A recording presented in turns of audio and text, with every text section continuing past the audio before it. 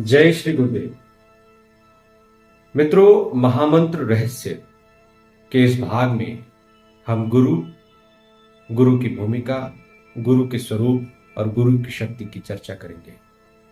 भगवान शिव ने, महेश्वर ने माता पार्वती से जब जब योग शास्त्रों को लेकर सत्संग किया, चर्चा की, तब तब उन्होंने गुरु और गुरु के महत्व को बताया। गुरु को लेकर महेश्वर स्पष्ट है, साफ संकेत देते कि बिना गुरु के तपस्या, साधना, आराधना निरर्थक है। महेश्वर महेश्वरी से हर बार कहते हैं कि महेश्वरी गुरु रूप में स्वयं मैं ही कार्य करता। हमारे शास्त्रों में कहा गया है, मंत्र प्रदान काले ही मानुषे गिरिनंदनी अधिष्ठानम भवेतस्य महाकालस्य शंकरी। इसका अर्थ है कि जब कोई योग्य गुरु अपने शिष्य को मंत्र प्रदान करते हैं, तब वे अपने भीतर महाकाल शिव का आवाहन करते हैं। उस समय गुरु स्वयं शिव रूप बन जाते हैं। ऐसे गुरु के माध्यम से शिष्य को जो मंत्र दिया जाता है, वो केवल शब्द नहीं रहता, वो चैतन्य मंत्र बन जाता है। गुरु के द्वारा दिया गया वह मंत्र शिष्य को साधारण से असाधारण बना देता है। परमहंस योगानंद ने कहा था कि गुरु के बिना जीवन अधूरा है, क्योंकि जब गुरु शिव रूप होकर हमें मंत्र देते हैं, तो उस मंत्र के माध्यम से हमें शैवीय शक्ति प्राप्त होती है। गुरु द्वारा दिए गए मंत्र से शिष्य भाव विभोर हो सकता है। यह मंत्र उसे अष्टांग योग साधना की ओर ले जाता है, यानी अष्टांग योग उसके जीवन में स्वतः घटित होने लगता है और उसके इष्ट देवता के दर्शन कराता है। शास्त्रों में इसे गुरु की शक्ति का चमत्कार कहा गया है। महेश्वरी को महेश्वर ने कहा था, अतो न गुरुता देवी मानुषे नात्र संशय अधिष्ठान वशातस्य मानुषस्य महेश्वरी। इसका तात्पर्य है कि जब गुरु के अंदर शिव का अधिष्ठान होता है, तो वो साधारण मनुष्य नहीं रहते, वो स्वयं शिव बन जाते हैं। गुरु के बिना साधना असंभव है, और जब गुरु शिव रूप होते हैं, तब शिष्य का उद्धार निश्चित है। ये केवल एक विश्वास नहीं, बल्कि अनुभव की बात है। गुरु की महिमा अनंत है। वे हमें शिव से जोड़ते हैं, हमारी आत्मा को जागृत करते हैं और हमें मोक्ष की ओर ले जाते हैं। आइए ऐसे शिव रूप गुरु की शरण में चलें। गुरु का सत्य रूप शिव के अधिष्ठान का रहस्य है। गुरु का स्थान सबसे ऊंचा है, लेकिन क्या आप जानते हैं असली गुरु कौन होता है? क्या हर मनुष्य गुरु हो सकता है? आइए शास्त्रों की गहराइयों में जाकर इस प्रश्न का उत्तर खोजते हैं। शास्त्रों में कहा गया है कि गुरु केवल एक मनुष्य नहीं, उनकी महिमा के पीछे शिव का अधिष्ठान है। वो गुरुत्व जो हमें शिव तक ले जाता है, मनुष्य की अपनी शक्ति से नहीं, बल्कि शिव की कृपा से ही संभव होता है। श्री महेश्वर के अधिष्ठान के कारण ही मनुष्य गुरु में वो शक्ति आती है जो साधारण मनुष्यों में नहीं होती। शास्त्रों में इसे ही गुरु का शिव रूप कहा गया है। ऐसे शिव रूप गुरु ही हमें धर्म, ज्ञान, ध्यान और मोक्ष का मार्ग दिखाते हैं। उनके द्वारा दी गई दीक्षा, शिक्षा और मंत्र साधक को अपने अभिष्ट फल की प्राप्ति कराते हैं। इसलिए शास्त्रों में कहा गया है, गुरु भी मेरा ही रूप है। मैं अदृश्य हूं, वो दृश्य है। मैं अपरोक्ष हूं, वो प्रत्यक्ष है। गुरु के बिना शिव तक पहुंचना असंभव है। गुरु वो माध्यम है जो साधक को शिव के साक्षात दर्शन कराते हैं। उनकी पूजा ही शिव की सेवा मानी जाती है। लेकिन शास्त्र हमें चेतावनी भी देते हैं, जो लोग शिव की कृपा के बिना गुरु बनने का प्रयास करते हैं, वे गुरु के नाम पर केवल पशु के समान है। ऐसे गुरुओं से बचना चाहिए। अतएव महेशानी कुतो ही मानुषो गुरु। बिना शिव के अधिष्ठान के मनुष्य में गुरुत्व का होना संभव नहीं।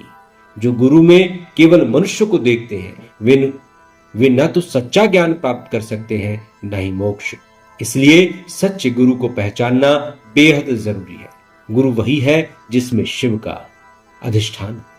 गुरु का सत्य शिव के अधिष्ठान में है।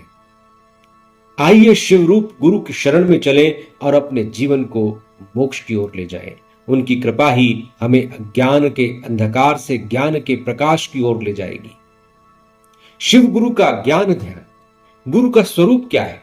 क्या गुरु केवल एक व्यक्ति है या उनके माध्यम से स्वयं शिव हमारे जीवन में आते हैं? शास्त्र फिर कहते हैं, गुरु रेकः शिव प्रोक्त सोहम देवी न संशय। सभी के गुरु केवल शिव ही है, वह मैं ही हूं और इसमें कोई संदेह नहीं।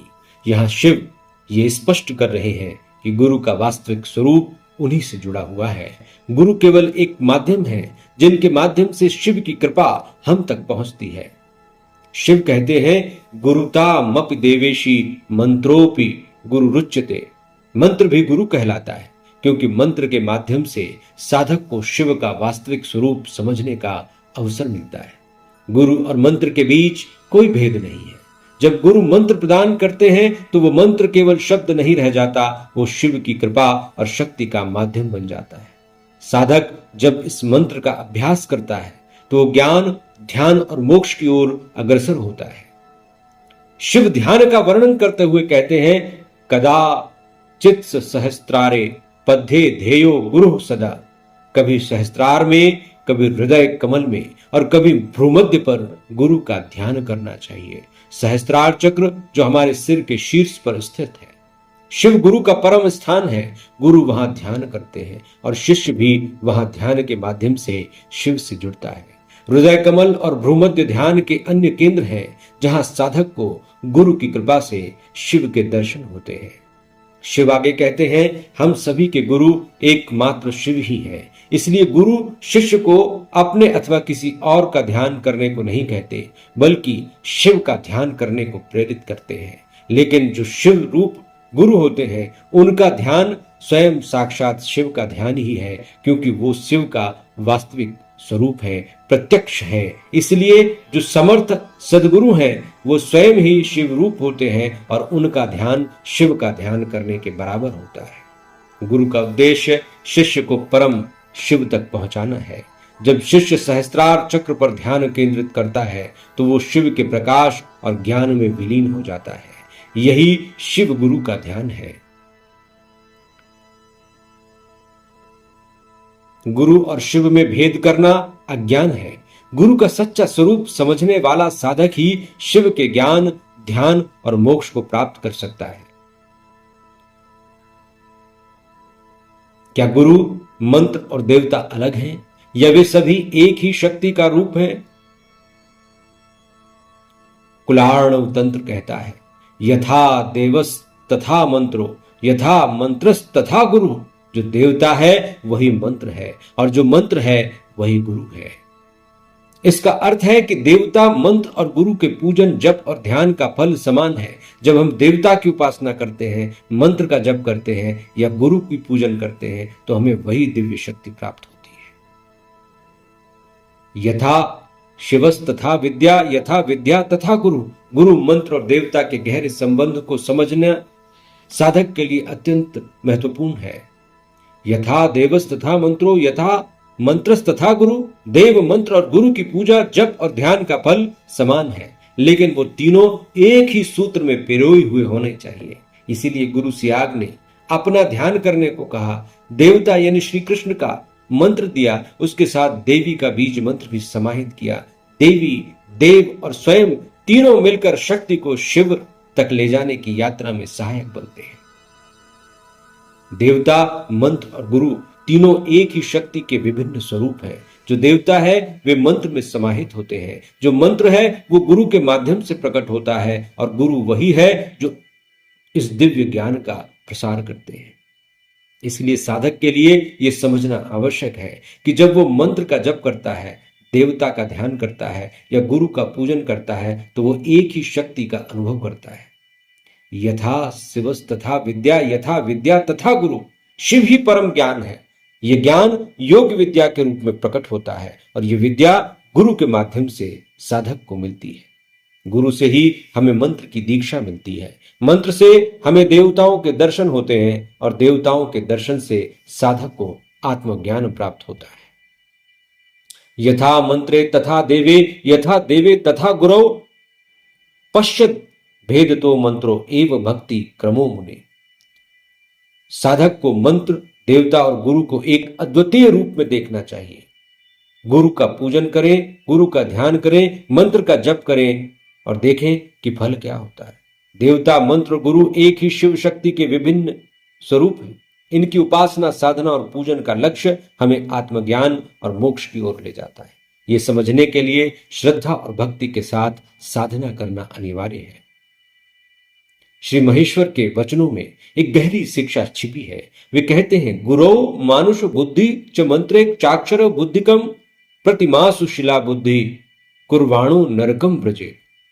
ये साधकों को चेतावनी है कि यदि वे गुरु को मात्र एक साधारण मनुष्य मानते हैं, मंत्र को केवल अक्षरों का समूह समझते हैं और देवता की मूर्ति को केवल पत्थर समझते हैं, तो वे साधना के फल से वंचित हो जाते हैं और उनका जीवन व्यर्थ हो जाता है। गुरु कोई साधारण मनुष्य नहीं है, वे दिव्यता के प्रतीक हैं और उनकी कृपा से ही साधक को आत्मज्ञान की प्राप्ति होती है। गुरु को मनुष्य मानने का अर्थ है उनकी शक्ति और ज्ञान को नकारना। यही सोच साधक को प्रगति से रोक देती है। मंत्र की शक्ति, मंत्र केवल अक्षरों का समूह नहीं है, यह एक जीवंत ऊर्जा है। जब साधक इसे श्रद्धा और विश्वास के साथ जपता है, तभी यह फलदायी होता है। मंत्र गुरु से प्राप्त होता है, इसलिए उसमें गुरु की शक्ति समाहित होती है। देवता की मूर्ति केवल पत्थर नहीं है, यह साधक के विश्वास और ध्यान का केंद्र है। इसे पत्थर मानने का अर्थ है देवता की ऊर्जा को नकारना। इसलिए गुरुदेव ने जब कहा कि मेरी तस्वीर का ध्यान करो, तस्वीर तो निर्जीव है, वो कैसे काम कर सकती है? लेकिन हम उस तस्वीर के पीछे छिपी हुई ऊर्जा को नकार नहीं सकते। इसलिए उस तस्वीर से प्रत्यक्ष फल दिखाई देता है, प्रत्यक्ष साधना के अनुभव होते हैं, प्रत्यक्ष शक्तिपात होता है। इसलिए शिव कहते हैं, देवता गुरु मंत्राणाम ऐक्यम संभाव यधिया गुरु प्रकाश ये द्वि मान मंत्र नैव प्रकाश ये। गुरु मंत्र और देवता में एकता को समझकर ही साधक को ध्यान करना चाहिए। गुरु के ज्ञान को प्रकाशित करना उचित है, परंतु गुरु द्वारा दिए गए मंत्र को गोपनीय रखना चाहिए। इसलिए जब भी किसी को गुरु मंत्र दीजिए, उसे सीधे सीधे गुरु का वीडियो फॉरवर्ड कीजिए, खुद बोलकर मत दीजिए। मंत्र को प्रकट करने से साधक की ऊर्जा और साधना का प्रभाव नष्ट हो जाता है। मंत्र, जप या हवन से फल तभी मिलता है जब साधक के हृदय में सच्ची श्रद्धा और सात्विक भावना, तीव्र संवेग और वैराग्य से देवता प्रसन्न होते हैं और साधक को दिव्य ज्ञान प्राप्त होता है। श्रद्धा और सात्विकता के बिना कोई भी साधना सफल नहीं हो सकती। गुरु मंत्र और देवता को समान रूप से पूजनीय मानना, अपने हृदय को सात्विक और श्रद्धा युक्त बनाना, गुरु प्रदत्त मंत्र को गुप्त रखना और निष्ठा के साथ साधना करना। श्रद्धा, भावना और निष्ठा ही साधना की सच्ची कुंजी है। इनसे ही ब्रह्म ज्ञान और मोक्ष का मार्ग प्रशस्त होता है। हालांकि गुरुदेव ने साफ कहा है कि आप मेरे मंत्र को दे सकते हो, लेकिन बोलकर नहीं, गुरु की आवाज में किसी और को आप सुना सकते हैं। श्रद्धा साधना और धर्म का मूल है।